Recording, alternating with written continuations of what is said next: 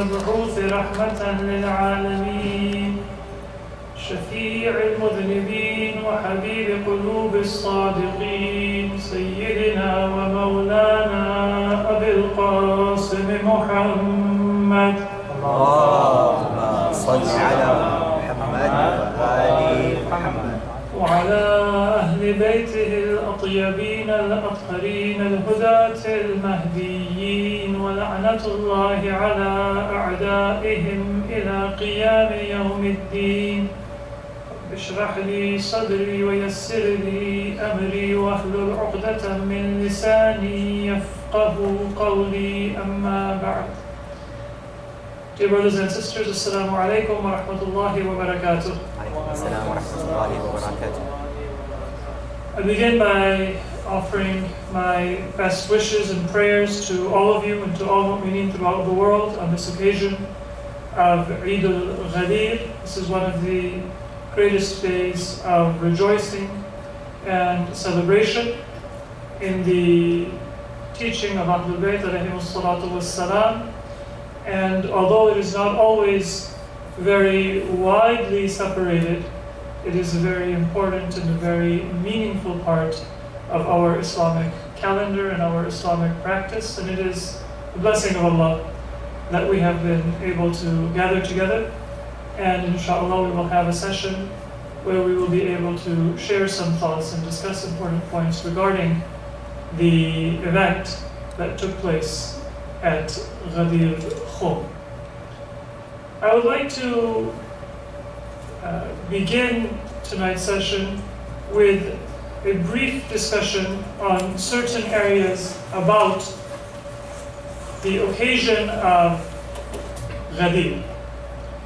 And my hope is that this will lead into a little bit of a discussion where we will be able to try to explore what is the relevance of the event that took place at Ghadir Khum to our own lives and to our understanding of our role as Muslims in confronting the challenges that we face and that our societies face.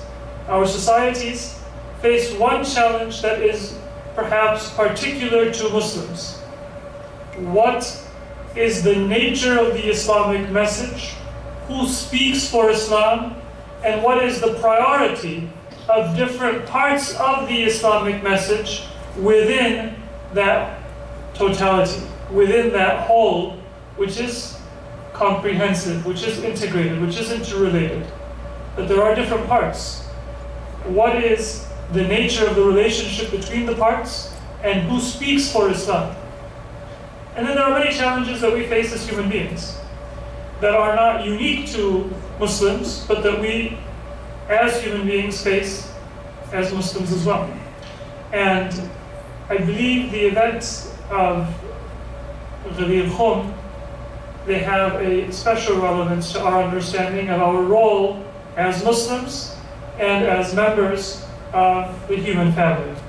And I hope that that is something that we'll be able to come through in our discussion. That discussion is going to require all of our active participation, inshallah. So in the first part, I will give some remarks, and I will try to keep them within about half an hour. And I would like to cover 4 basic areas. Number 1, what is the history of Ghadir Khum? What took place? Number 2, what do the Muslims think of the event of Ghadir Khum, and how do they remember it? Where does it figure within the memory and the religious consciousness of different groups of Muslims?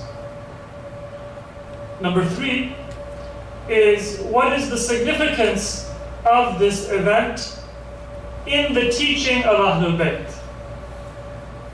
Not the significance for Shia, not the significance for followers of Ahlul Bayt, the significance for Islam and its relationship to Islam according to the teaching of Ahlul Bayt.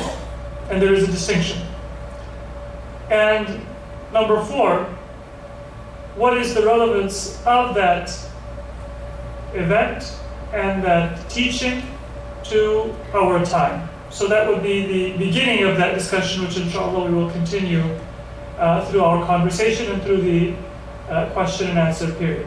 So to begin, what took place? What was the history of Ghadir Khum? There are several questions that I want to try to answer or address briefly, and some misconceptions that might exist. One of those misconceptions is that the event which the followers of Ahlul Bayt, the lovers of Ahlul Bayt, commemorate and celebrate did not take place. There are some Muslims who have never heard of any place called Ghadir Khum.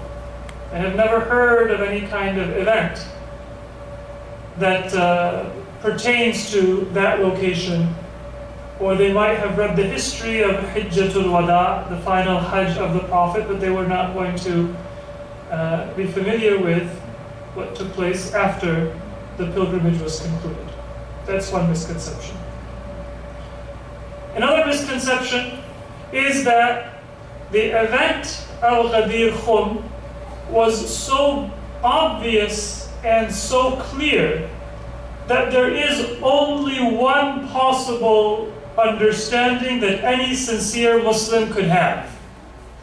And if anybody has heard of the event and knows that it took place and does not understand the full implication of Ghadir Khum, then there's probably something wrong with their intellect or with their sincerity or something questionable about their Islam. That is perhaps the other end of the coin, the other extreme.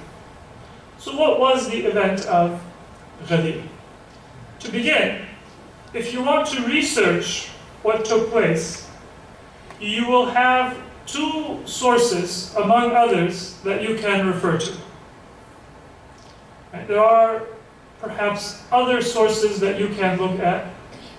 You can certainly look at a biography of Amir al-Mu'mineen, Ali ibn Abi-Talib alayhi salatu wassalam, and Muhammad wa ali Muhammad. Allahumma salli ala Muhammad wa ali. In the biography of Amir al-Mu'mineen, then you will find this incident mentioned. You will find the ahadith of the Prophet that pertain to Amir al-Mu'mineen mentioned in a biography of the Imam.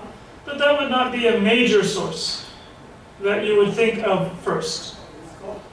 You would look at a tafsir perhaps, because the event of Ghadir Khum does pertain to certain verses of the Quran in Surah Al-Ma'idah when Allah says, Ya ayyuhal Rasul, balligh ma unzila ilayka min rabbik, wa in lam taf'al fama ballaghta risalata. That verse, Surah Ma'idah, verse number 67, according to the teaching of Ahlul Bayt, it does pertain to the event of Ghadir.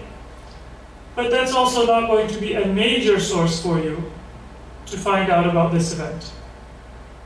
The two main areas that you would think to look would be books of history and books of hadith. If you look at some of the main sources of history in Islam, right, the first primary detailed source of history would be Tarikh al-Tabari. All of you have probably heard it. It is one of the primary sources of history that was written by an early scholar of Islam. Muhammad ibn Jarir al-Tabari was a jurist, was a mufassir, was a scholar of hadith, and he was a historian. He is perhaps best known for his history because he wrote a book of history that contains a chain of narration for each of his reports. So it somewhat overlaps with the style of hadith writing. And because of that, this book has a great deal of importance both within Islamic traditional centers of study and also within Western academia. If you are to look at any discussion of the life of the Prophet, then Tarikh al-Tabari figures very prominently. And as historians go, At-Tabari was relatively encyclopedic, or we can say relatively impartial. He brought narrations from many different sources.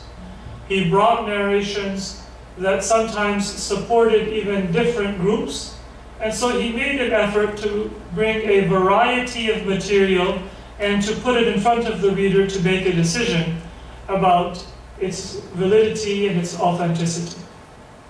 And then a later work, which is based in part on At-Tabari and was a little bit more in line with the mainstream way of thinking in the Sunni world, is the history known as Al-Kamil or Al-Kamil fi al-Tarikh of Ibn al-Athir. This is also an important work of history, a little bit more organized than At-Tabari, and a little bit more conscious of what is the mainstream scholarly opinion within the Sunni world. So these are two of the main sources of Tarikh that we have, and we have other books, some of them earlier, some of them later, that also discuss historical events.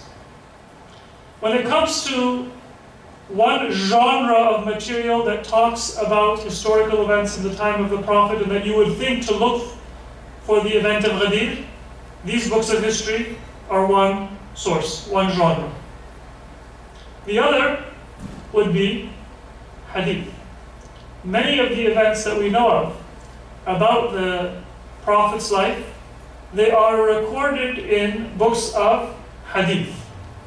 And the book of hadith might record the story as part of a commentary on a Quranic verse. It might be as part of a ruling of Islamic law. It might be as part of some other event that is being described, but they will often incorporate a great deal of historical material as well, because that is the way in which the Prophet's teachings, they were conveyed. The Quran was revealed in history and in response to the circumstances the Prophet dealt with in his life, and the creed and teaching of Muslims and the law and practice of Muslims were also revealed through the life of the Prophet and in the history of the Prophet. That is why studying the life of the Prophet and studying events in history like the event of Ghadir is so important for a Muslim, because it's not just history, but it connects us to many aspects of our Islamic teaching. So what are the two sources then? One is history, and one is hadith, narrations. What's interesting is that if you look at both Tabari and Ibn al-Athir, Tarikh al-Tabari and Al-Kamil fi al-Tarikh, you won't find Al-Ghadir mentioned. The event of Ghadir Khum, is not mentioned in the discussion of that period in the Prophet's life. What period in the Prophet's life are we talking about? The end of the Prophet's life in this world.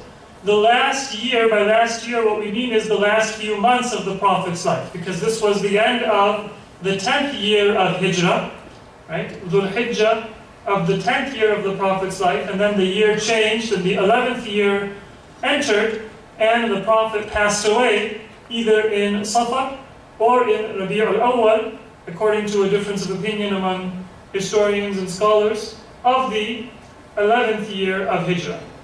So this was the 10th year, the end of the 10th year, and the Prophet passed away in the beginning of the 11th year, but within 3 months of his final Hajj and the events of Ghadir. So in that section of Tarikh al-Tabari and Al-Kamil fi al-Tarikh, you won't find any mention of the events of Ghadir Khum. You will find mention of Hijjatul Wada, the final pilgrimage of the Prophet. You will find mention of the khutbah the Prophet gave and the instructions the Prophet gave, which are known as his final instructions for the Muslim Ummah, but you won't find mention of the declaration that he made at Ghadir Khum. Both Al-Tabari and Al-Kamil, they are chronologically organized, so they are chronicles. They go from one year to the next year, from one event to the next event. So you can find a certain event that you're looking for relatively easily, and you won't find it mentioned there. But in hadith, the situation is different. The hadith of Ghadir Khum, according to the scholarship that has been produced by our modern and our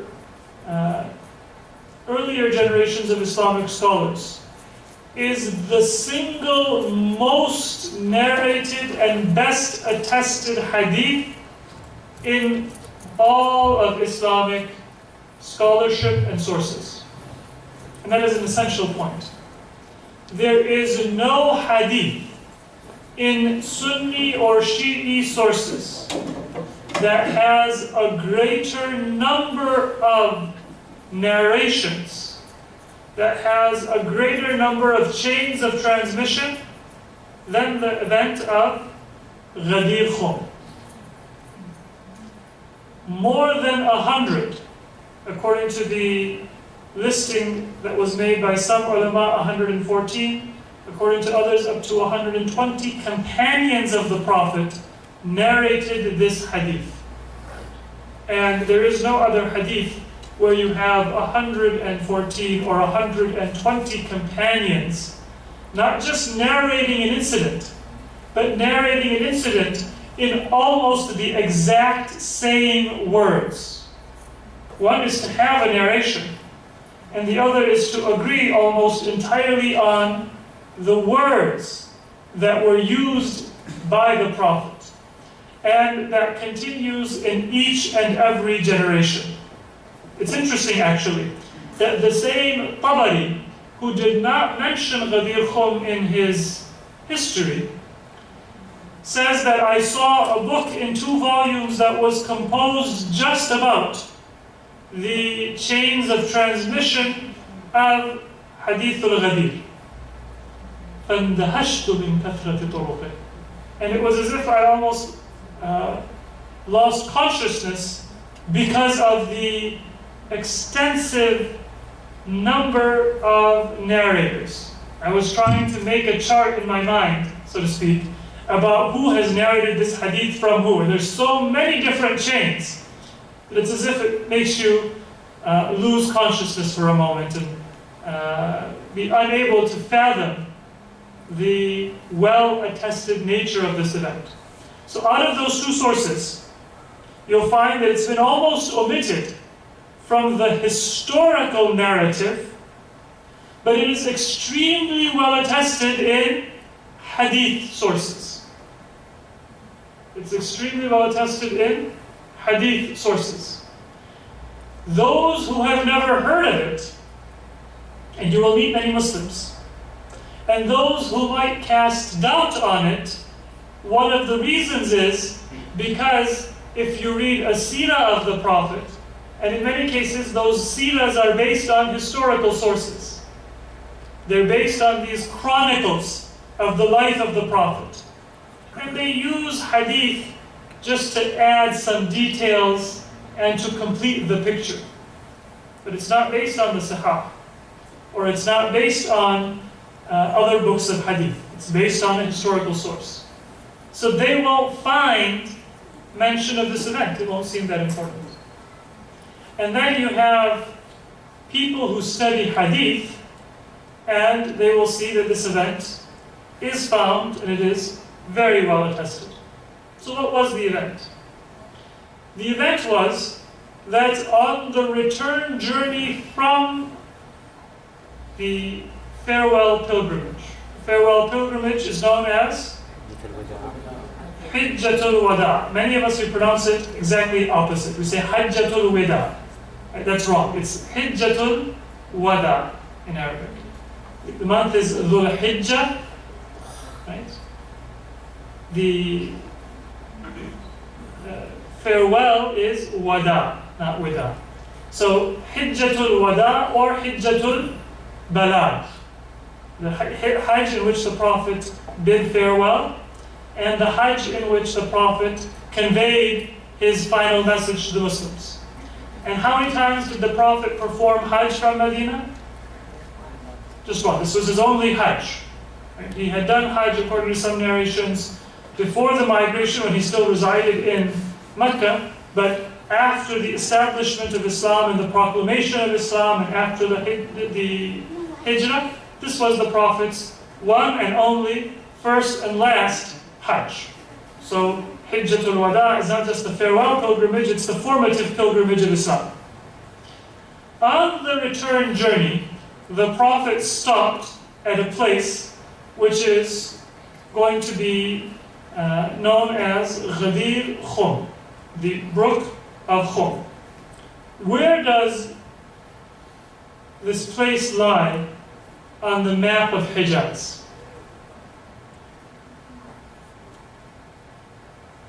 When we say on the return journey, the Prophet was coming from Mecca, where was he going? Medina. So he was going home to Medina. So Ghadir Khum lies between Mecca and Medina. So it's south of Medina, north of Mecca. And here the Prophet stopped, and he told his companions to send messages to those who had gone forth, come back. To those who had not yet reached, he said, let them reach. And he gave a public proclamation, and the proclamation was the declaration that Amirul Mu'mineen Ali ibn Abi-Talib alayhi salatu wassalam is the Mawla of the believers. Man kuntu mawlahu fa'aliyun mawlahu. Now, there are other parts of that khutbah, but when I said that the hadith of Ghadir is the most attested hadith in all of Islamic sources, I didn't mean that the entire narration is attested in all of those sources and has been narrated by 120 companions. This statement of the Prophet, Man kuntu mawlahu fahada aliyun mawlahu, or Man kuntu mawlahu fa aliyun mawlahu, that statement is attested more than any other statement of the Prophet outside of the Quran. Outside of the Quranic revelation, that is the most attested statement that was ever uttered by the Prophet in terms of the number of companions and the number of second and third generation Muslims throughout the ages who have reported a hadith of the Prophet. So that part is very well attested. But there are other portions of the Prophet's sermon and the Prophet's statement in Ghadir Khum as well, which give us information and context about what the Prophet intended. After the Prophet gave that statement, the Muslims congratulated Amirul Mu'mineen. Among those who congratulated were Abu Bakr ibn Abi Quhafa and Umar ibn al-Khattab. Both of them offered their congratulations, and many other companions came and congratulated Amirul Mu'mineen. And the Prophet continued to Medina. Now, that is the summary of what took place in Ghadir Khum. From the perspective of some who see a great significance in that event, they say that it has to have been a declaration by the Prophet of Amirul Mu'mineen as his successor and as the leader of the Muslim Ummah after him. Why? Because he gathered all of those people together. And he even said, those who have gone ahead should come back. And those who have stayed, who have not yet reached us, they should come and join us. But there's a response that is given by people who don't see the same significance to Ghadir. And it's a point worth thinking about. We'll answer this inshallah in our discussion. But the question is this: were there more people in Ghadir Khum, or were there more people with the Prophet in Hajj? More in Hajj. There were more in Hajj. Were all of the people who were with the Prophet in Hajj with him in Ghadir Khum? No. No. The people who were going to go back to Yemen, who were from the vicinity of Yemen, Najran, Hadramaut, the southern areas of Hijaz, Ta'if, were they going to come with the Prophet to Ghadir Khum? No, it wasn't on their way.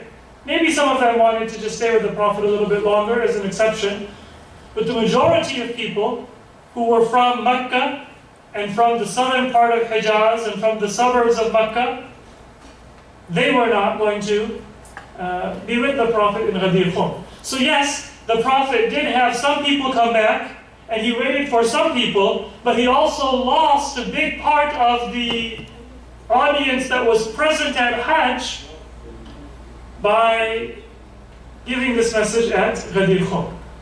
And as we'll see, this is one reason why some people say that the significance of Ghadir Khum is completely separate from what the followers of Ahlul Bayt say. It's not what the followers of Ahlul Bayt believe, but it's something else. This is one of the reasons for that difference of opinion. So now let's move to the second part. What is the significance of Ghadir Khum in the different schools of thought within Islam?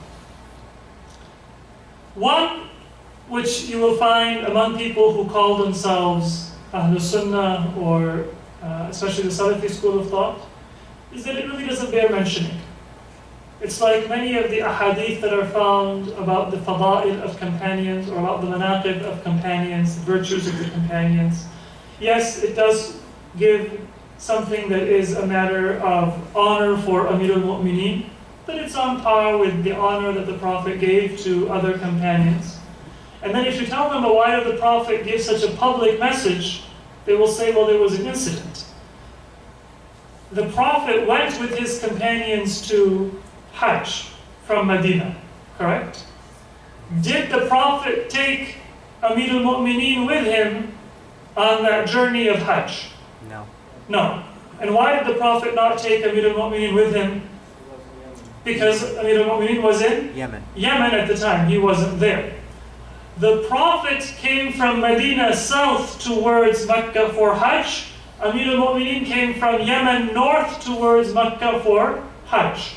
And as Imam Ali was coming with his army, then he wanted to reach the Prophet before the start of Hajj, so he appointed somebody to be in charge of his army and to take care of managing the movement of the troops, and he rushed forward to meet the Prophet in Mecca.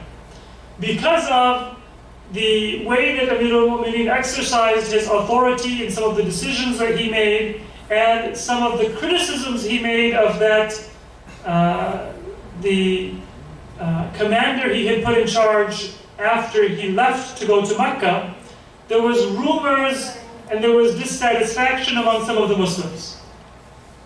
That commander who the Imam put in charge of the army, he took some of the property that was being brought from Yemen, and Yemen was known for weaving very good cloth and making good clothing. And he let the army wear that clothing as they were going to approach Mecca. And Amir al-Mu'mineen, when he saw that, he said, you have to return everything to the general property of the Muslims, put on your own clothes, until you give the property to the Prophet, and then he will decide who gets what. So for this criticism made by Imam Ali for other reasons, there was some dissatisfaction. So to say that that dissatisfaction, it was under the surface because of Hajj, during the Hajj. But then after people finished the Hajj, there was that rumbling, and there were rumors, and there was dissatisfaction. And so the Prophet, on the way back to Medina, he said, we need to put a stop to this. And so he said, let's stop, let's call people, and let me tell them that Imam Ali alayhi salam is a friend or a mawla of all of the believers. He is somebody who is not to be criticized and not to be impeached in this matter. That's the opinion of one group of Muslims. And the evidence they give is that if the Prophet wanted to give a general message to all Muslims, he would have done it when he had all Muslims present. The fact that he waited, and the fact that he gave up a large number of his potential audience, tells us that that was not his purpose. That is their evidence. Because if he did it in Mecca, everybody would be there. But now the people of Mecca were not there, the people of Yemen were not there, the people of the south were not there. And so it tells us that this was perhaps a response of the Prophet to a problem that was developing during the journey. And that's the explanation that they give for it. That's one opinion. Is that the Sunni opinion? No. Because among people who call themselves Ahlul Sunnah, there is also a large number who believe in the wilayah of Ahlul Bayt. What they believe is that there were certain superficial sciences of Islam. Fiqh, theology, scholarly sciences that are debated in schools and in academies. And that was the property of the entire Muslim Ummah. You, me, and every other member of the Ummah, we can study Arabic, we can study Hadith, we can study law, and we can become experts in those fields. Politically, it is the job of the Muslim Ummah to decide how they want to politically organize themselves in accordance with the general teachings and principles of Islam. But then there's something else in Islam as well.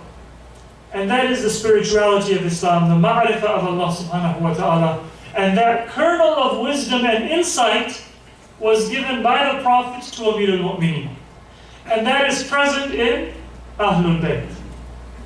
And so a large number of people who call themselves Sunnis believe that Imam Ali alayhi salam in particular and Ahlul Bayt in general, they are in possession of that kernel of wisdom and spiritual insight and guidance that is unique. That is a heritage from the Prophet. And many of them view the declaration of Ghadir to be the Prophet's giving that public declaration that Imam Ali alayhi salam is the person who has that guidance. If you want to find out how to do wudu or how to pray, you can ask any scholar. In their view, Imam Ali like any other scholar. If you want to find out the tafsir of a verse of Quran, then you can ask any scholar. And in their view, Imam Ali is like another scholar. But if you want to get the spiritual message of Islam, if you want to get the enlightenment of Islam and ma'rifah of Allah subhanahu wa ta'ala, then you don't just go to any scholar. You have to go to Ahlul Bayt or you have to go through Ahlul Bayt in order to get it. And in many ways, that is the mainstream view of Sunnism and Sufism in the Muslim world. So Ghadir is important. It's just stripped of its religious and its political significance that it has in the view of followers of Ahlul Bayt. When I say religious significance, I mean in terms of fiqh, and in terms of aqidah, and in terms of the outward religious knowledge. It has an inward spiritual and religious dimension. Right? So one view was what? It's just a fadail. Ghadir is just a historical event. You can remember it, you can forget it, it's a fadila, no big deal. The second view is a Sunni view, but it is that it's an important event. This is the Prophet telling you where you're going to get ma'rifah. And if you are practicing fiqh, if you are learning your aqidah, if you are going to study hadith or tafsir or history, it is in order to get ma'rifah, and your ma'rifah is going to come from Ahlul Bayt. The third view is not just about Ghadir but also about other similar declarations of the Prophet at different times in his life, before and after. And it is that the Prophet appointed Imam Ali, but it was a nas khafi. What that means is that it was an implicit declaration. The Prophet didn't want to say it very publicly. He said it kind of somewhat strategically, somewhat hidden, so that people would not get the wrong impression and they wouldn't perhaps be unable to withstand it. And this is opinion held by a large number of the Zaydi Shi'i community. They believe that the Prophet was hinting at Imam Ali alayhi salatu wasalam being the Imam and having a leadership role in spirituality and ma'rifah, but also in fiqh and apparent Islamic sciences, and also in the political aspect of Islam. But it was a little bit indirect. And the final opinion is the opinion of Ahlul Bayt, that the proper message of the Prophet is not that it was just an implicit declaration, but that it was a nas jali. It was an explicit declaration, and Imam Ali was being given a position of authority. However, and this is now the third stage of what we wanted to talk about. We spoke a little bit about the history and where to find the history and why some people can gloss over Ghadir. We spoke about what different groups of Islam think of Ghadir. The third area is what is its importance for followers of Ahlul Bayt. And finally, the fourth area will be what is its relevance for us. I will briefly summarize that discussion, and then inshallah we'll continue on to our question and answer and our discussion period. The relevance for followers of Ahlul Bayt is that it was an explicit declaration. It was a nas jali, an explicit and clear declaration by the Prophet of what? Right, we divided up the possible messages of Ghadir into several areas. Political, outward religious knowledge, inward religious knowledge, and ma'rifah. Which of those are reflected in the teaching of Ghadir? All of them. All of them, but not necessarily all in the same way. The significance for Ghadir is that the Prophet told people that the message that he had begun and the mission that he preached, if it is going to continue and if it is going to reach its fruition, then it is going to be through the person of Amir al-Mu'mineen and the leadership that he represents, and the continuation of that leadership through his progeny. The message of Islam is political, and it is legal, and it is theological and doctrinal. It is ethical and moral. But are they all at the same level? No, they are not at the same level. What comes first?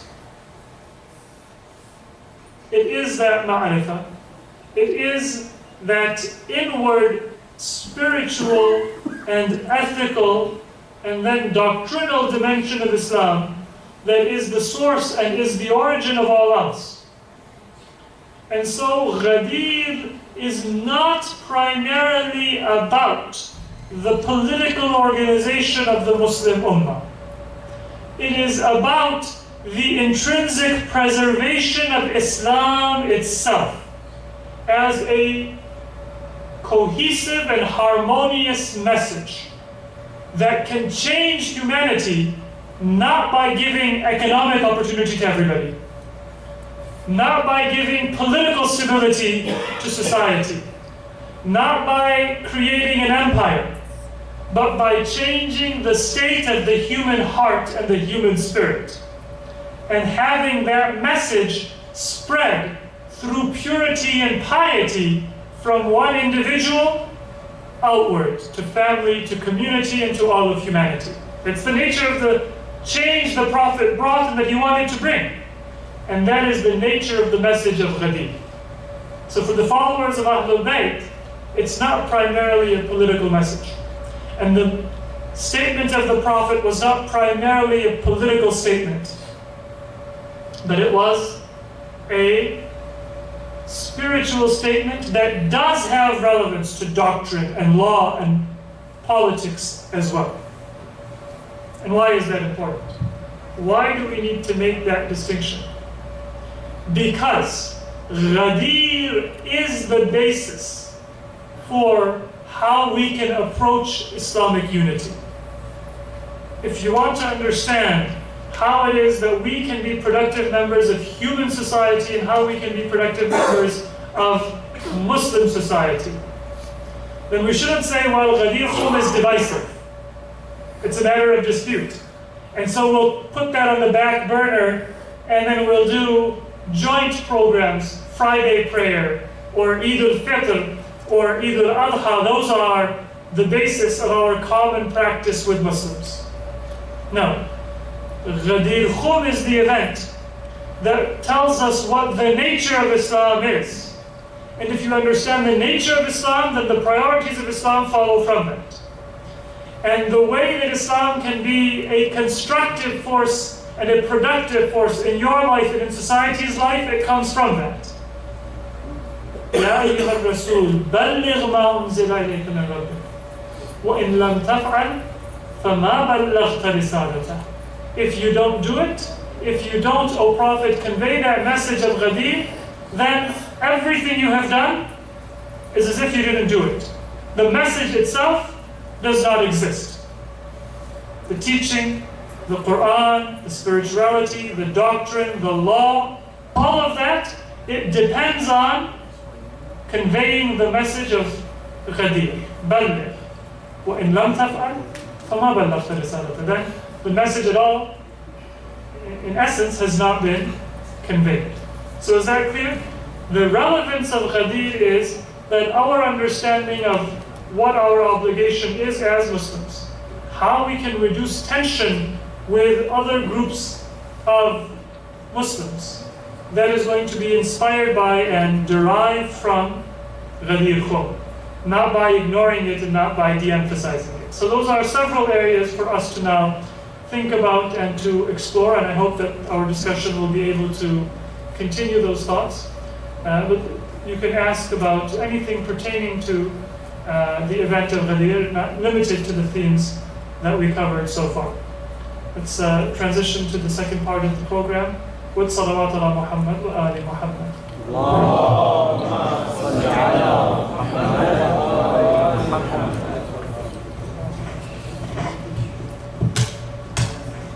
I don't know if you permit me to take the liberty of asking the first question of the audience. Yes, sure. Thank you very much.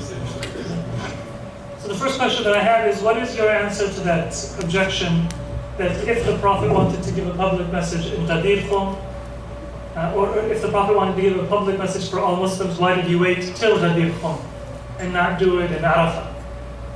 Or do it on Eid al-Adha when everybody was there?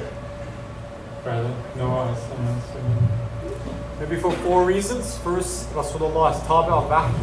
So if it's the hikmah of Allah for it to be said at that time, well, that's how it is. And He will follow that.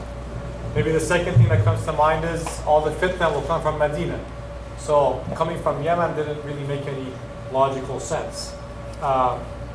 Maybe the third reason is the continuation of the verse, Wallahu ya'samuka minan nas. Maybe there was a fear that the Munafiqeen would do something that would disrespect Mina or Arafat or Masjid al-Haram doing the Amal.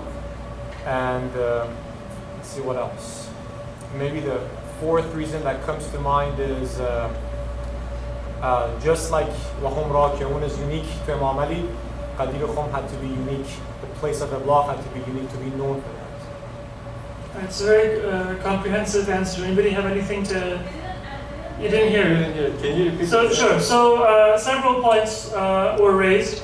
One is that, of course, the Prophet will follow Wahy. This is a theological answer. It's not a historical answer. It's a valid answer, but it doesn't necessarily shed light on the historical dimension. The Prophet follows whatever God has revealed.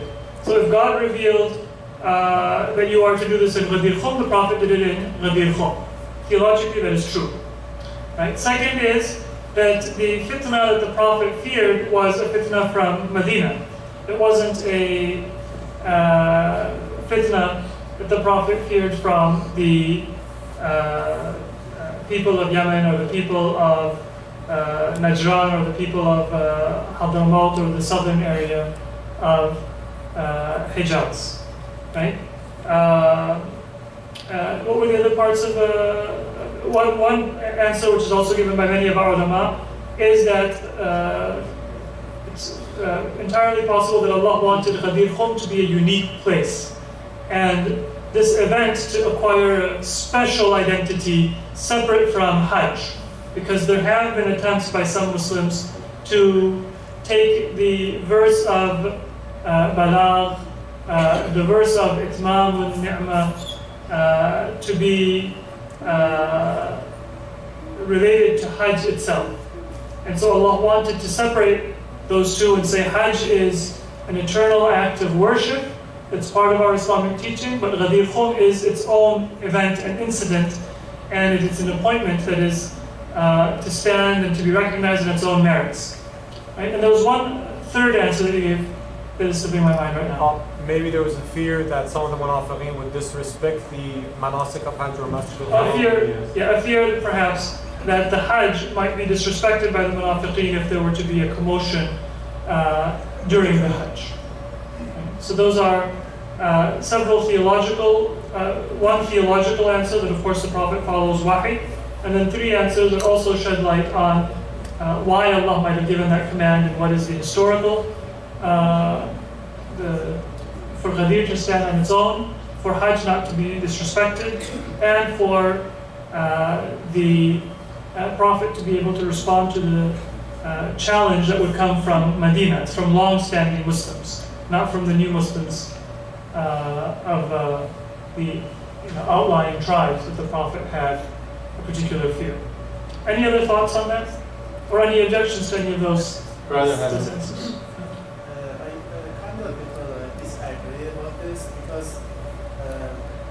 As you see in the Allah in the Quran says, even in the Hajj is kind of that's the Ibrahim teach, all the movement, and Islam comes from the Ibrahim. And then if God gives you this position, after Ibrahim is the Prophet Mohammad, and then all other Prophet becomes the Imam, I think this itself is kind of the hujjah. It doesn't mean there is a doubt or people saying in Mecca everything should be just pure. Imamat is also there's a pure, it's kind of usul of things, such as the Tawfiq, Nabubat, Imamat and Wilayah. So we cannot separate, Hajj is just the Qurbani, Hajj is just kind of something else, except for example Imamat. Imamat itself is the... So the comment was not about that Hajj is not about Imamah. I think the comment was that maybe if the Prophet announces it in the Hajj, then some of the munafiqeen will be doing something that is disrespectful to the Harim of the Kaaba. So in order to protect that zone, which is a very holy area, we don't want any sort of conflicts in that area. To avoid that conflict, I think that was the motivation. No, the brother was suggesting, yes. That's true, but my meaning is the Prophet is teaching, for example, what is the Islam, what is the Amal Ibrahim, and then he's a main source. And then the kind of suspect about the munafiqin, I think this is not so pure answer to say, maybe munafiqin. It's the source of Islam. The Prophet is the source of teaching of Islam. So no one cannot go about what the Prophet says new things. Of course, Prophet knew one teach something is new, and then people just obey it. And then I don't know. This is a kind of. But it's a valid point that you're making that Hajj is intimately connected not just with the sacrifice of Ibrahim, but with the continuity of Islam. The Quran says that Ibrahim prays for Allah to make the hearts of people to incline favorably to his descendants in Mecca. And our Imams have also said that one of the purposes of Hajj is for people to come and to show their obedience to Ahlul Bayt. The point that I think that Brother Nuh was making was twofold though. In the first place, the Prophet was not commanded to tell the Muslims about Wilayah during Hajj because there was a risk that people then would deny Wilayah by focusing on Hajj. And that's something that we do find in Islamic history. In fact, when the Quran says that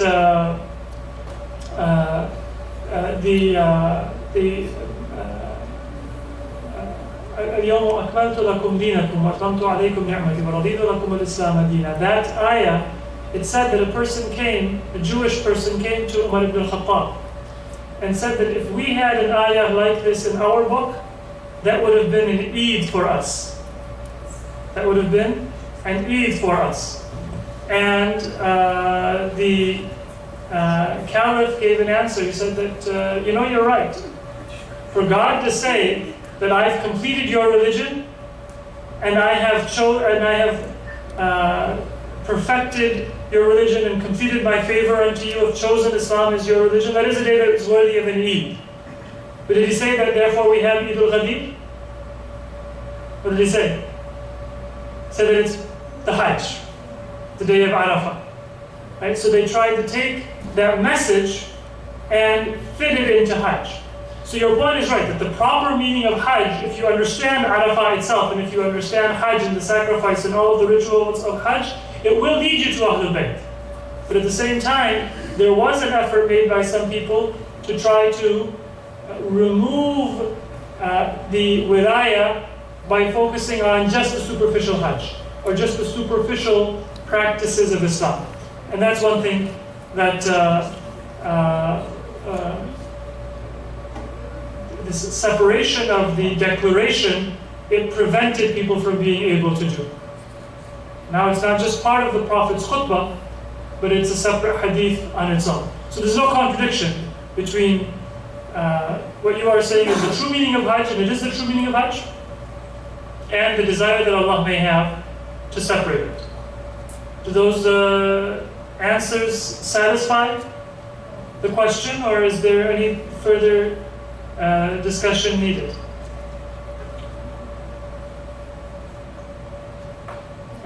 I guess people are satisfied then? I have a question. A separate question? A separate question, but related to the same subject. Sure. The wilayat of Imam Ali bin Salam. My question is,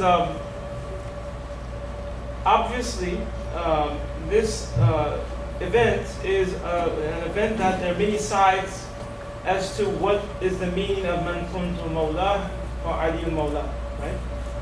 And we have a situation where people have been able to, form different sides and derive a different interpretation. Now, you mentioned that the Ahlul Bayt alayhimus salam said this declaration was an explicit and clear declaration. But then you said it does not necessarily mean, if I got that correct, doesn't necessarily mean that it has specifically or solely a political dimension. My question to you is this: understanding the way the Arabs at the time understood the language and how the Prophet used it, and the fact that we have, many of the traditional Prophet, when he asked the question, for example, Alastu awla bil mu'minin min anfusihim, this type of concept of how a Prophet has more authority or more right over the believers. Now, my question is, how should everyone, and how did Ahlul Bayt teach us to take this statement so that we have a clarity and understanding and not actually a confusion or taking a side that you can derive from, or has been derived from many different schools? How did Ahlul Bayt teach us to understand Man kuntu mawla fa Ali mawla, and how would that lead them to then understand that he should be the actually Khalifa or leader of the Muslims? Or was it something to, what was it? Because we know that after the companions had chosen another successor, we have statements from Imam Ali in contradicting their action. It's a very good question, and I think it's related to the previous question of why would the Prophet not do it in Hajj? The reason is that the two are related. Right? Why would the Prophet choose to give this message in Ghadir Khum? Why would the Prophet choose to use the word Mawla? Now, what do Arabs understand from the word Mawla? One thing to remember in general is that in the Arabic language, there is a great deal of ambiguity that can exist in certain words. Right? The word Mawla is a word that does have a great deal of ambiguity. And if you're giving a message to 70 or 80,000 people or 100,000 people or less or more, then some of them are not going to hear Alastum awla bil mu'minina min anfusihim. Some of them are going to hear it. Some of them are going to hear it, but not fully understand it. So the Prophet chose to use a word that in context clearly means authority, but that many people either will not understand the context of, or that some people will be able to deliberately misuse the context of. Is that point clear? I'm not saying it's ambiguous. If you understand the context, then it's clear. But let's just put ourselves in that position. I don't know if you've ever been in a place where you have thousands of people outdoors, right? Somewhere in late summer, and there's no microphone, and there's noise, camels, horses, and the Prophet is giving a speech, and you're saying, what did he say? What did he say? What did the Prophet say now? Okay. Some of them are from tribes where their Arabic is a little bit different and they use words a little bit differently. And the word that's used is one that requires familiarity with the context and with the situation and with the Prophet in order to be fully understood. Right? If any of us have ever been in a similar kind of a situation where it's not all present for us, then we can see that not that the Prophet was being ambiguous, and I want to make that point very clear, but that the Prophet was focusing on a certain aspect. And in my mind, what the Prophet was focusing on was the Prophet wanted to make sure that message was able to be as widely remembered and conveyed. To be widely conveyed, sometimes you need to put things in a slightly indirect way. So, when the Prophet said, "Man kuntu mawlahu fa'aliyyun mawlahu," then everybody can come and say, "Dakhin, dakhin, ya ibn Abi-Talib. Asbahta mawlaya wa mawla kulli mu'min." That, congratulations, O son of Abu Talib. You're my mawla and everyone's mawla. If the Prophet had used a more explicit word that didn't require context, then would those people have said that? Maybe not. Their energy would have been spent in trying to suppress and to deny. And so with certain messages, Allah wanted the message to be preserved by natural means. And so He conveyed to the Prophet to word it in a way that would allow that to be done, with enough contextual clues that if a person is sincere, they will not be misled. So the word Mawla is not so ambiguous that a person who is sincere can really say, I don't know if the Prophet meant friend or if the Prophet meant a position of authority. But it's also not so explicit that a person cannot misunderstand it. That Sunni explanation that I gave, the Sunni explanation that I gave is something that has its own logic. Right? It's a spiritual message. And so, and this is an important message for us as Muslims, I think, and for us as followers of Ahlul Bayt. We should not be dismissive. We should recognize that there was a certain method the Prophet used to convey his teachings. And that message allows for some different interpretations. At some point we have to say, as Muslims, there are red lines. If you don't believe in God, you're not a Muslim. You're a wonderful person. I respect you as a human being, but you're not a Muslim. If you don't believe Muhammadun Rasulullah sallallahu alaihi wa I might respect you as a Christian or as a Jew or as a agnostic, but you're not a Muslim. There are red lines. But then within those red lines, there is also room for us to say that we'll work it out. And Ghadir is one of those places where the Prophet teaches us that. That there is some clarity and some ambiguity. And the ambiguity is not that this is a declaration of the Prophet that has religious significance, but it is the nature of that significance. Right? The Salafi position that I described should strike us as being very illogical and unjustifiable. But then the other perspectives, those are things that I think as a Shia, as a follower of Ahlul Bayt, we should enter into a mutually respectful dialogue with and explain why it is that we believe the message of Islam is holistic and integrated, and the political cannot be separated from the ma'rifah. The outward practice of fiqh and sharia cannot be separated from the inward practice of spirituality. So there is this question that, well, we believe, I mean, it's pretty common to say that the verse that says, اليوم أكملت لكم دينكم وأتممت عليكم نعمتي ورضيت لكم الإسلام دينا.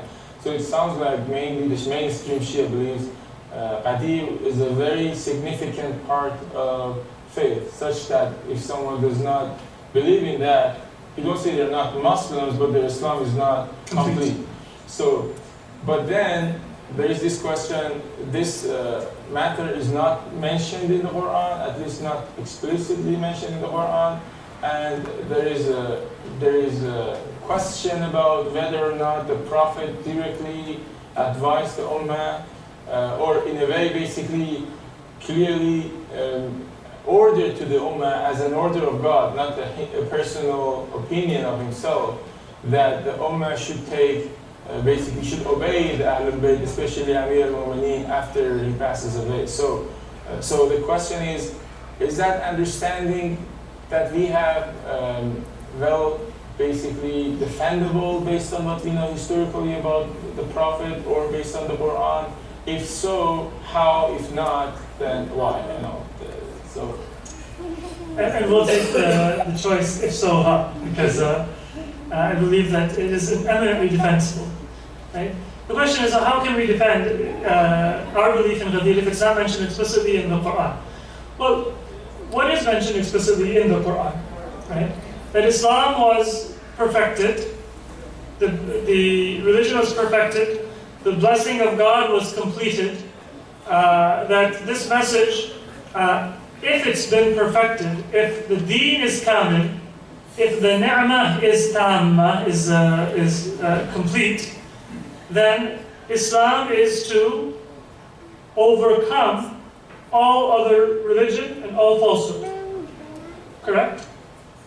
Ikmalud deen, itmamun ni'mah, should have a straight line and a direct connection to idharud deen, or idharul Islam ala deen kullih, right? And to the vanishing of batil. There needs to be a straight line connection. What do you think that means? Right? That's explicit in the Quran, correct? لِيُظْهِرَهُ عَلَى الدِّينِ كُلِّهِ زَهَقَ الْبَاطِلِ. Evil vanquishes. Islam will triumph over all devotion and worship and all religion. Islam is complete, and God's favor is complete and perfected. Is Islam going to do that by an inner ma'rifah? By your bay'ah to your Sufi Shaykh and my bay'ah to my Sufi Shaykh? Is God going to perfect that because all of us are going to come and study usul al-fiqh and study tafsir? Is it going to be perfected because all of us are going to do dhuhr and asr in jama'ah? Or we're going to do tarawih? Or we're going to become hafiz al-Quran? All of those things have been done throughout human history, and Muslims are no closer to proving the greatness of Islam and convincing humanity of the truth of Islam than we were before. Right? So when we say that something is not explicit in the Quran, or the name of the 12 Imams explicit in the Quran, no. Is the event of Ghadir explicit in the Quran? No. Right? There's no reason to try to hesitate to admit that. But what is explicit in the Quran points us to look for some explicit way that God is going to fulfill that promise. And that is what points us towards the importance of Ghadir. Now, what's interesting and related to this is how prominently did Ghadir Khum figure in the argument of Amir al-Mu'mineen against the Khulafa?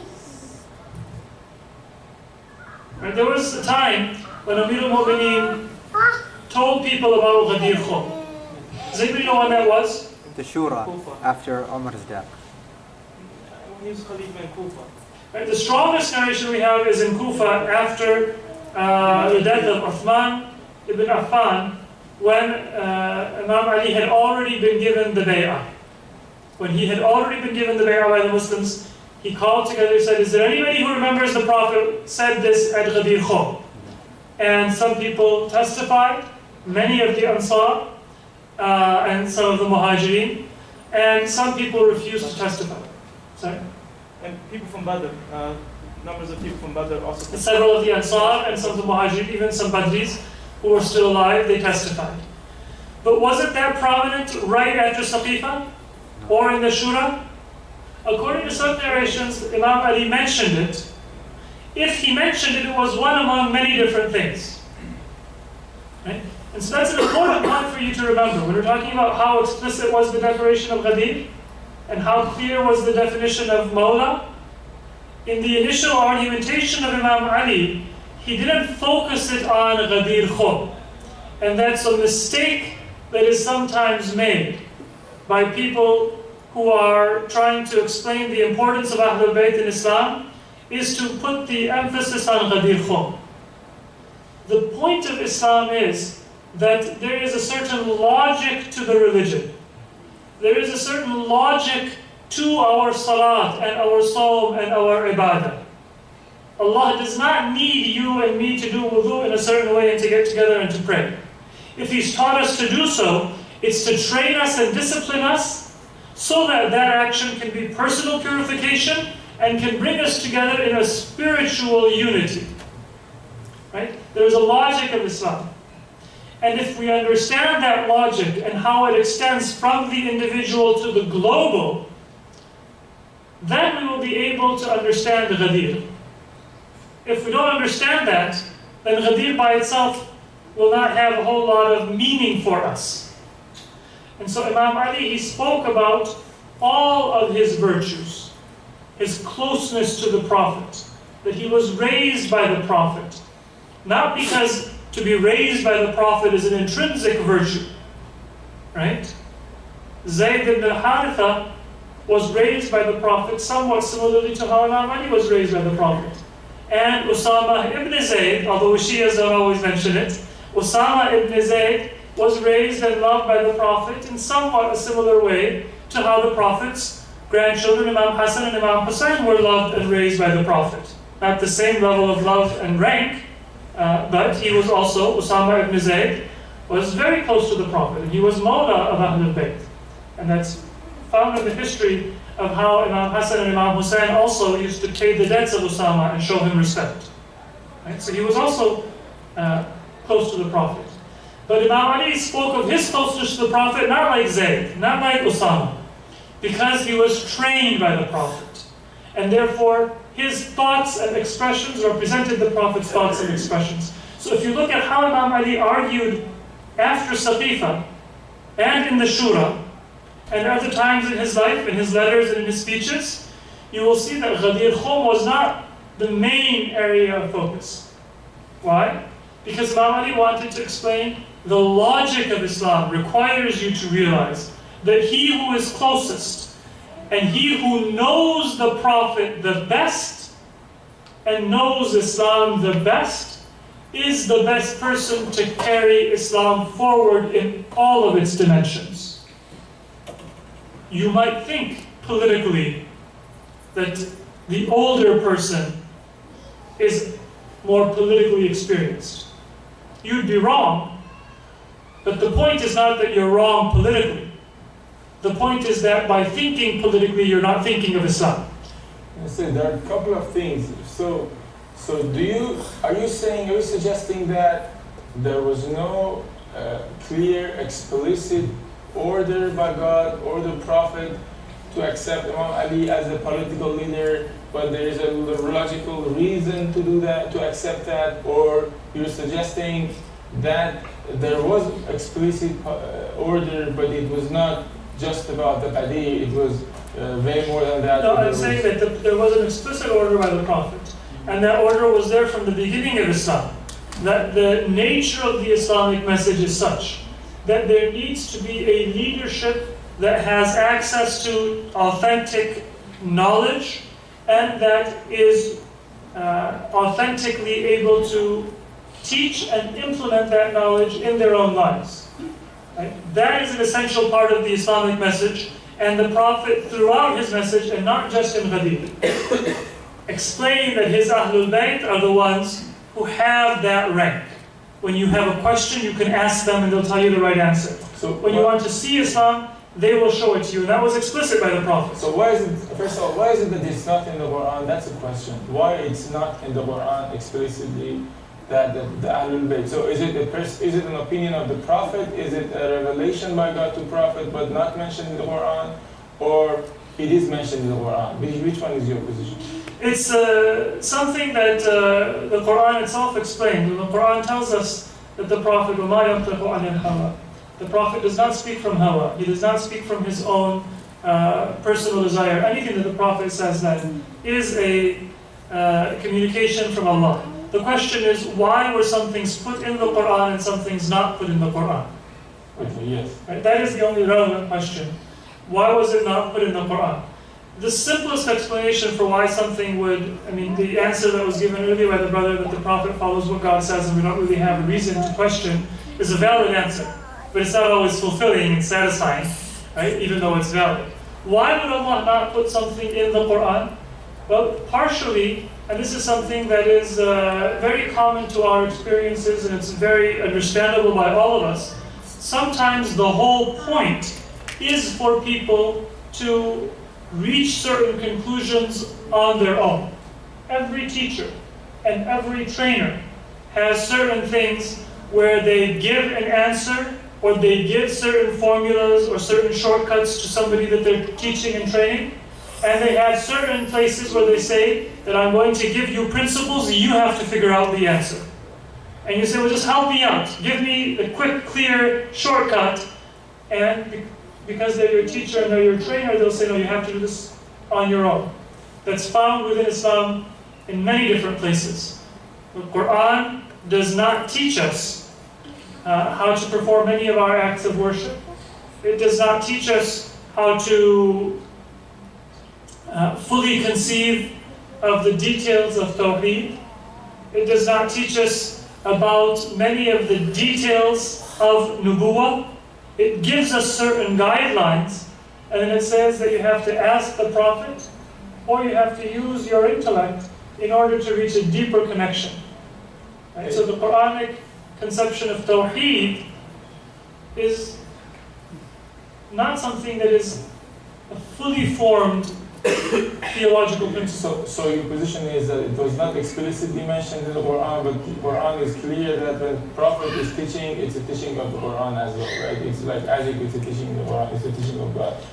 In short, my position is this, and this is the position that has been held by the scholars from the school of Ahlul Bayt alayhimus salatu wassalam, that the Quran will point you in the direction of Ahlul Bayt in a clear manner. Inna fiha hujjatana. As Imam Jafar Sadiq alayhi salatu wassalam says, that read the Quran as the people have recited it. It has our hujjah and our proof clear within it. The way that I believe that that clear proof is found is because the Quran sets up a certain goal for Islam that cannot be fulfilled without imamah. And the Quran indicates through various verses that there is a position of leadership in Islam. There are ulul amr. There are people who have a position of leadership. And the Quran tells us explicitly that our religion is complete. And therefore, if Islam is going to accomplish something, it's going to be done through the teachings of the religion. Is that sufficient? No.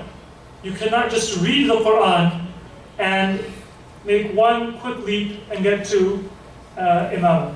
You have to think about that purpose. You have to look at the different claims that were made. And then it will become clear what was the significance of those verses. So was it explicit? Other people have a question. Okay, because I have questions posted on the Facebook page. That's really the reason I'm following over these questions. We promised to ask those questions first. So did the Prophet explicitly order Muslims to obey Ahlul Bayt as political leaders? Is that what you believe? As political leaders. What we do find in many different places within the Prophet's teaching, before Ghadir and during Ghadir, is that the Prophet said that the religious guidance that you are going to achieve, the religious salvation that you're going to achieve, depends on going through Ahlul Bayt. So Salman was a governor in the time of Umar, and he was the governor of Madain. Is that okay, or is that not okay? Is it okay to serve, or is it not okay to serve Umar ibn al-Khattab? What determines it? Is Imam Ali in favor of it, or is he not in favor of it? Right? That's what we believe. So that is a political consequence. But the point is not that Imam Ali has to be in charge. Right? The point is that whatever political decisions a Muslim is going to make, it has to be channeled through the guidance and the permission of Imam Ali alayhi salatu wasalam. That's a very important point.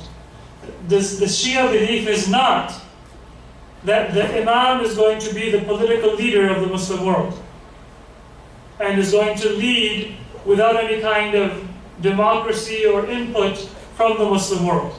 Our belief is that for us to be able to make any kind of decision that has an effect on our salvation or our spirituality or our religion, we have to get the permission and the authorization from Ahlul Bayt. Depending on society and circumstances, Ahlul Bayt might give us the instruction to line up behind them. They might tell us to oppose a political system, to join a political system. That's up to them. So it's a political consequence, but it's not a political message. Does that make it clear? The political consequence is that legitimacy comes through Ahlul Bayt.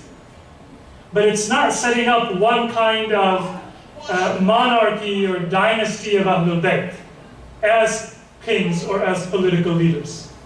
It's a process of legitimacy that goes through Ahlul Bayt.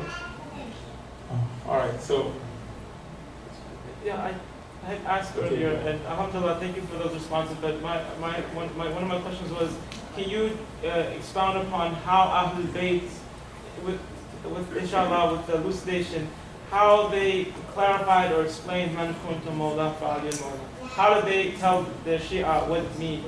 Explain it to them. What they should get from it. How did Ahlul Bayt explain Man Kuntu Mawlahu Fa'ali Mawlahu? Yes. The Ahlul Bayt, if you look at the majority of hadith that we have from Ahlul Bayt, their argumentation about the role of Ahlul Bayt was not based on, for example, the definition of the word Mawla, right? And the argumentation on how you should understand Man Kuntu Mawlahu Fa'aliyu Mawlahu. It was based on introducing people to the nature of Islam. That Islam cannot be understood by qiyas, by analogy, by reasoning. You need to have connection to an authentic source. And if you need a connection to an authentic source, then what authentic source is there other than Ahlul Bayt? So in general, it was to raise people's consciousness of what Islam is, what Islam should be, and then give people that, or have an expectation that people will understand what Hadith al-Ghadir means, what Hadith al-Manzilah means, what all of those different sources mean. So it's not that the Imams were giving, a series of lectures on what are the different meanings of Mawla and why is this meaning of Mawla correct, right? But the Imams generally did. Sorry? I'm saying the implications of that message. The implications of that message of Wilaya are, as I said, and this is found in a hadith of Imam Baqir alayhi salatu wasalam, right, in connection with Hajj, that the job of people is to come and to يَعْرِضُ عَلَيْنَا طَاعَتَهُمْ. The people should come and should offer us their obedience. Right? So the Imams, they emphasize that the implication of the wilaya of Ahlul Bayt is that you should always put the authorization of Ahlul Bayt as the first step before you decide anything. Don't think that, well, this is up to me. It's my life, it's my decision, it's my religious or legal or political right to make up my mind as I please. No, I have to get my guidance and my framework for living my life from the teachings of Ahlul Bayt and through that connection. So that's the primary implication. Brother, you have a question? That's what I was wanting to do. Thank you. Well, my question is mainly from the present-day practical point of view. So I hear that the main message of Ghadir is not a political message. And I hear It that is or is not? It's not. The main message is not the political message, right? And we share that view somehow with Ahl Sunnah. I mean, they get the spiritual message too. So it should help the unity that we are seeking really in this current situation. But let's see how keeping the discussion live helps that unity. Because I still hear that we should keep that discussion alive, we should talk about it, and the only thing that we will talk about it is that the difference, that the political side, because the rest of it we agree on, right? So if you want No, that's not true though. So you're right that Ghadir Khum, if we emphasize that, not that it's not political, but that the political aspect of it is rooted in a deeper message. And we agree with many of the members of Ahlul Sunnah on parts of that deeper message. We might disagree on one extension, which is a political extension that they might not believe in the same way. Right? So still, do you think keeping that discussion alive is helpful? I do think that keeping the discussion alive is helpful. And if you look at one of the most important books that was written within the last 100 years on Ghadir is the 11-volume book called Al-Ghadir, written by Allama Al-Amini. Right? That book, when he wrote it, he actually sent copies of it to Egypt. Many scholars from Ahlul Sunnah, they read and they appreciated the book.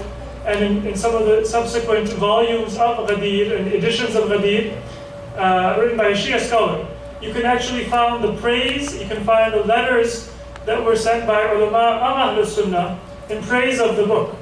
Allama Amini, in writing this book, Ghadir, he himself says that people might think this is keeping this issue alive is going to lead to disunity. Says, I disagree with that. I think that we can best achieve unity when we discuss and we understand our and each other's opinions. And so he says that as Muslims, we should discuss Ghadir.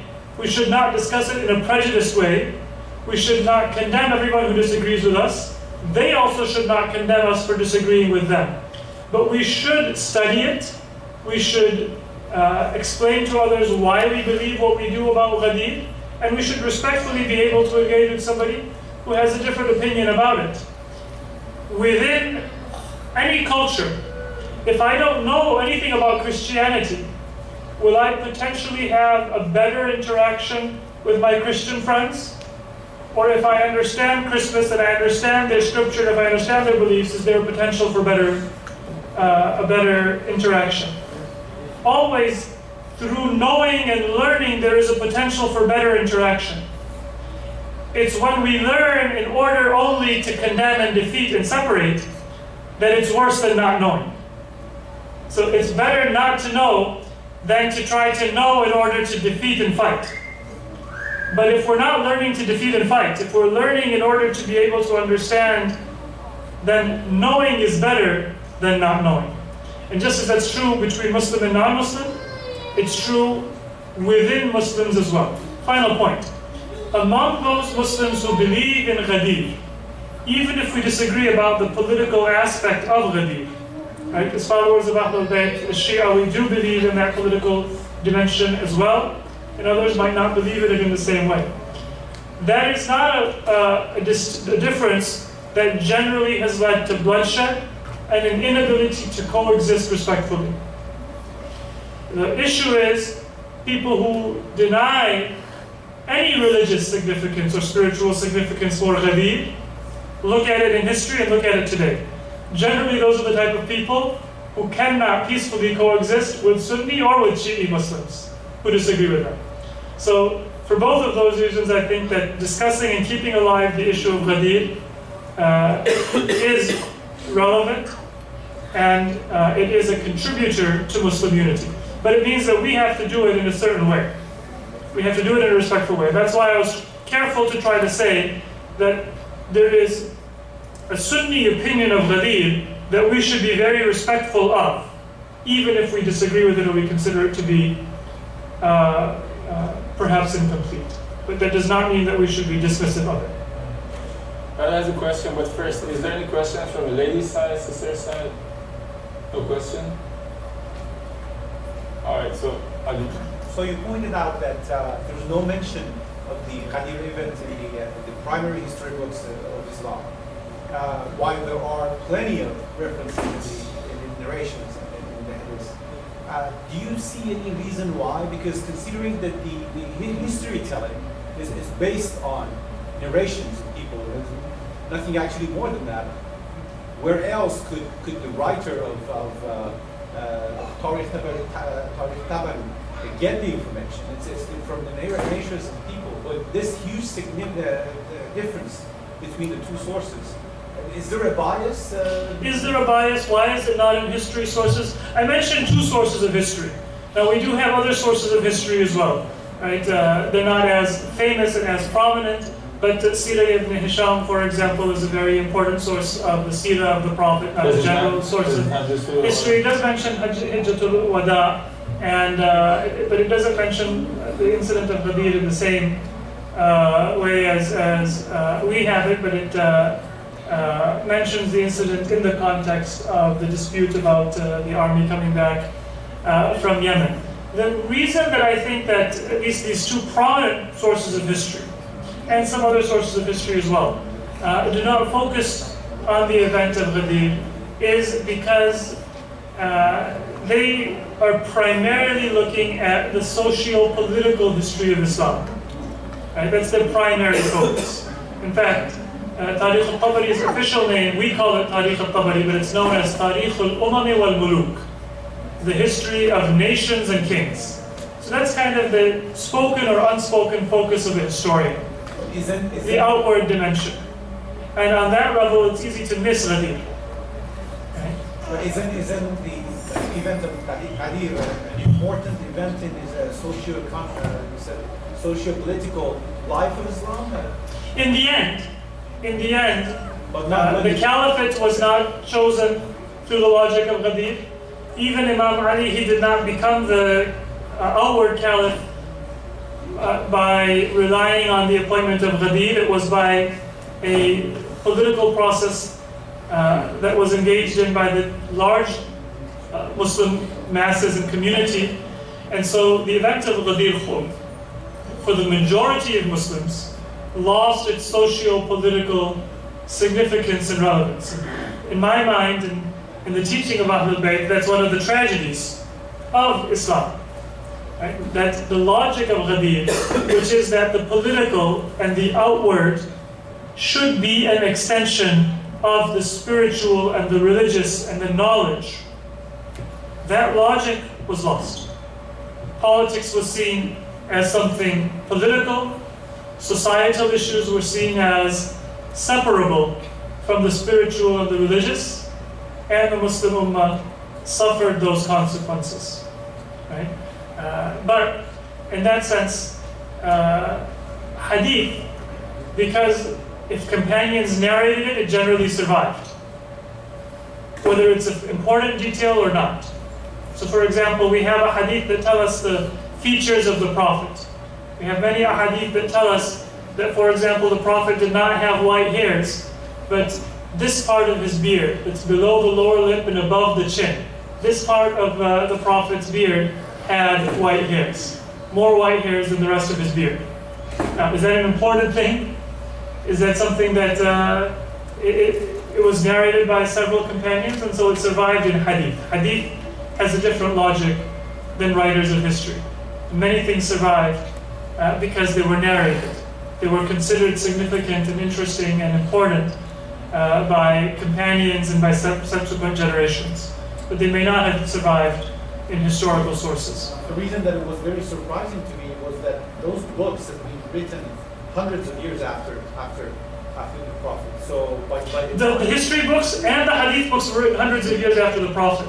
But what's the reason why it survived in hadith is because it was so widely reported, right? It's kind of like if I am collecting certain incidents, right?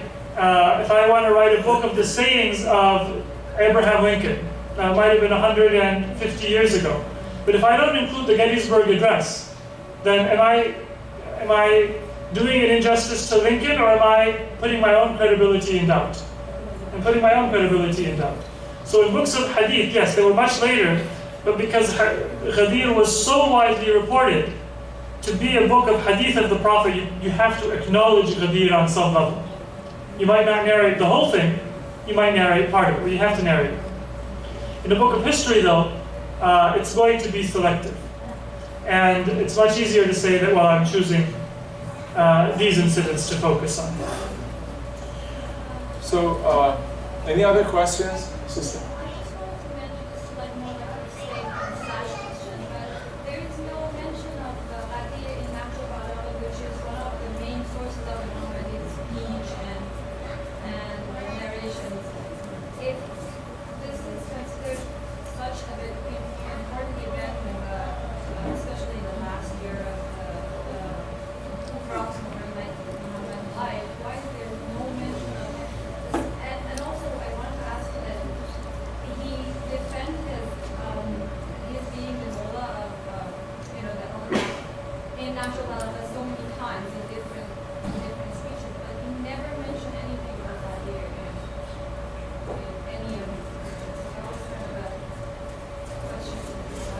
It's a good question. Why is Ghadir not mentioned more prominently in Nahj al-Balagha? And I want to just mention two